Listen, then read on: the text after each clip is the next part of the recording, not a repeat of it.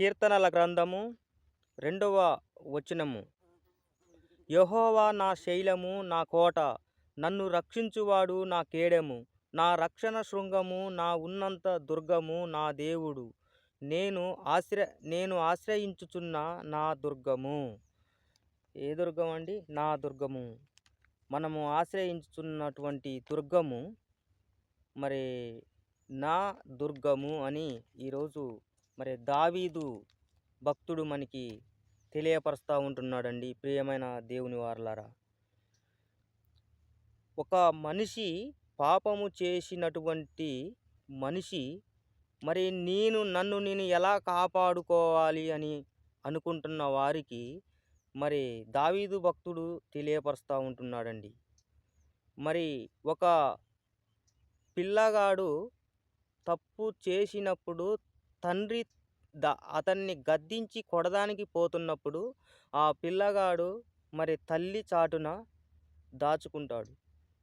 అలా దాచుకోవటం వలన ఆ తండ్రి కొట్టలేవడండి. కాబట్టి ఆ పిల్లగాడిని ఆ తల్లి రక్షించి కాపాడుతూ ఉంటుంది.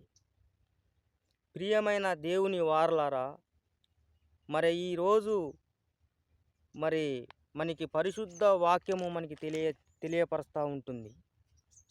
యెహోవా నా శైలము, నా కోట, నన్ను రక్షించువాడు నా కేడెము, నా రక్షణ శృంగము, ఉన్నంత దుర్గము అని తెలియపరుస్తూ ఉంటున్నాడు.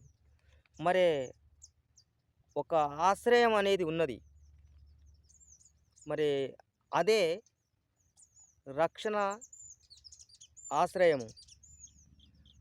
మరి కొత్త నిబంధన గ్రంథము, ఆ గ్రంథములో మరి దేవుడు వాక్యమును మనకి స్పష్టంగా తెలియపరిచాడు. ఆయన కొత్త నిబంధన అనగా మరి సంఘము. ఆ సంఘానికి యేసుక్రీస్తుల వారు శిరసై ఉన్నాడు. మరి నీవు పాపము చేసినప్పుడు ఆయన వెనకాలకి నీవు వెళ్ళి ఆయనను ఆశ్రయించినట్లయితే మరి ఆయన నీకు ఆశ్రయము కల్పించును. ఆయనే నీకు ఆశ్రయ దుర్గము, కేడెమునై ఉండి నిన్ను రక్షిస్తానని ఈరోజు యేసుక్రీస్తు ప్రభువుల వారు మన దావీదు ద్వారాన మరి ఈరోజు మనకి తెలియపరుస్తూ ఉంటున్నాడు.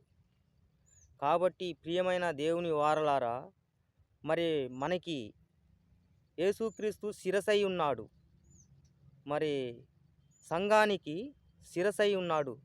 కాబట్టి మరి మనము ఆయన వెనకాల మనము ఉన్నట్లయితే, మనము ఆయన చాటుకు మనం వెళ్ళినట్లయితే మరి మనము చేసినటువంటి ఏ తప్పిదములనైనా కూడా ఆయన మరి క్షమించి రక్షిస్తానని ఈరోజు మనకి తెలియపరుస్తూ ఉంటున్నాడండి. ఎందుకంటే ప్రియమైన దేవుని వారలారా, లోకంలో పాపము పెచ్చరిల్లిపోతూ ఉంటుంది. మరి దుష్టత్వము పెరిగిపోతూ ఉంటుంది. మరి ఆ దుష్టుని నుండి తప్పించుకోవాలనంటే మనము ఆయన యొక్క ఆశ్రయ దుర్గమై ఉన్న దేవుని వద్దకు, ఆయన యొక్క దుర్గమై ఉన్న ఆ యొక్క మరి తండ్రి దగ్గరకు మనం వచ్చినట్లయితే మన్ని కాపాడి రక్షిస్తానని ఈరోజు ప్రభువు మనకి తెలియపరుస్తూ ఉంటున్నాడండి. మరి మనము నిబ్బరమైన బుద్ధి కలిగి జీవించాలని దేవుడు మనకి తెలియపరుస్తూ ఉంటున్నాడు. లోకములో గర్జించు సింహము వలె దుష్టత్వము ఉన్నది. మరి దుష్టుడు గర్జించు సింహము వలె తిరుగుతూ ఉంటున్నాడు. ఎవరిని మింగుదామా, ఎవరిని మనము మింగుదామా, ఎవరిని మరణానికి తీసుకెళదామా, మరణంలోకి పంపిద్దామా అని ఈరోజు మరి గర్జించు సింహము వలె మరి ఆ దుష్ట శక్తులు మరి లోకంలో తిరుగుతూ ఉంటున్నాయి. ఇటువంటి తరుణంలో మనం ఎటువంటి పాపంలో ఉన్నా మరి అసలు దేవుణ్ణి నమ్మకపోయిన వారైనా సరే మరి ఆయన దగ్గరకి, మరి సంఘానికి శిరసై ఉన్న ఆ తండ్రి దగ్గరికి, మనం ఆయన యొక్క ఆశ్రయ దుర్గము దగ్గరికి అయితే మనము ఆయన దగ్గరికి వచ్చి మనం ఆయన్ని సేవించి మరి మనము ఆయన దగ్గర చేరినట్లయితే మన్ని ఎటువంటి మరి తప్పిదముల నుండైనా, ఎటువంటి మరణముల నుండి అయినా కానీ మన్ని తప్పించి, రక్షించి, కాపాడి మరి మన నిమిత్తమై మనకి తోడుగా ఉండి మన్ని ముందుకు నడిపిస్తూ మరి మన మరణ సాధారణ మరణ తదంతరము తన రాజ్యములో మన్ని చేర్చుకుంటానని యేసుక్రీస్తు వారు ప్రభు ఈరోజు మరి దావీదు భక్తుని ద్వారాన మనకి చక్కగా మనకి వివరించి తెలియపరుస్తూ ఉంటున్నాడండి.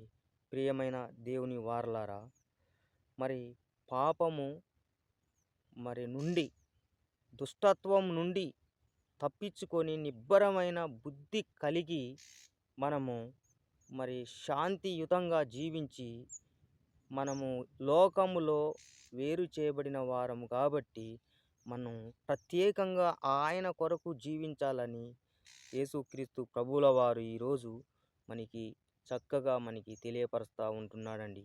ప్రియమైన దేవుని వారలారా, కాబట్టి మరి ఈ దుష్టుని నుండి మనము చాలా జాగ్రత్తగా లోకస్తుల నుండి కూడా మనము మరి ప్రతి విషయంలోనూ జ్ఞానము కలిగి అజ్ఞానము కలిగి కాకుండా జ్ఞానము కలిగి మంచి ఆలోచన కలిగి జీవించి ఆయన కొరకు మనము ఆయనలాగా ఆయన్ను ప్రేమించి అన్ని విషయములలోనూ జాగ్రత్త పడుతూ జీవించి కొనసాగుతూ ముందుకు నడవాలని, ఏది ఏమైనప్పటికీ ఆయన్ను ఆశ్రయించి మనం జీవించాలని ఈరోజు మనకి దావీదు భక్తుడు మనకి చక్కగా తెలియపరుస్తూ ఉంటున్నాడండి.